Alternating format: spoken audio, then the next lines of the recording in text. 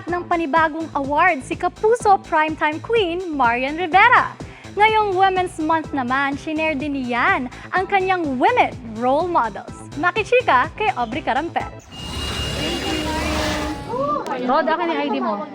Gaya ng karamihan sa mga ilaw ng tahanan, hands-on din daw si Marian Rivera pagdating sa kanilang finances at monthly bills. Ang pagiging wais sa paghawak ng pera, natutunan daw niya sa kanyang mama at lola. May notebook talaga ako na nakadikit lahat doon na Meralco bill, Maynila, tapos may total pa yan kung magkano monthly. So may ganun talaga akong proseso.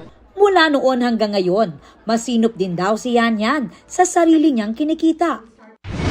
Pinagpaguran mo yan eh. Kailangan alam mo kung saan i-invest, kung paano ito mawawala sa mga kamay mo na mas maayos sa pamamaraan. Siguro gumagastos na lang ako kung sa ngayon na lang, pero nagsisimula talaga ako in showbiz. Kung i-rewind mo yan, wala ka talagang makikita ni anumang luho sa akin. Dahil priority ko nun makaipon talaga. Ito raw ang gusto niyang ituro sa mga anak na sina Zia at Sixto. At dahil Women's Month ngayong March, ni-reveal naman ni Marian kung sino-sino ang kanyang women role models.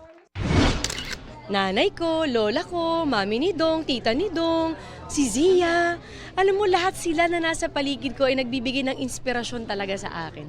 Patuloy din daw siyang nai-inspire ng mga babaeng karakter na ginagampanan niya tulad ni Teacher Emmy sa Balota. Nakatakda na namang tumanggap si Marian ng Best Actress Award mula sa 10th Southeast Asian Achievement Award para sa kanyang pagganap sa 2024 Cinemalaya film. Na-overwhelm ako kasi parang akala ko last year natapos na. Pero habang itong taon na pumapasok ay meron pang dumadagdag na mga recognition kay Balota. Mensahe naman niya sa lahat ng kababaihan.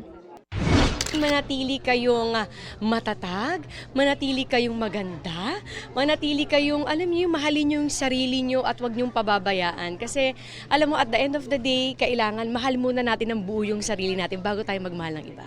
Aubrey Carampel, updated sa Showbiz Happening.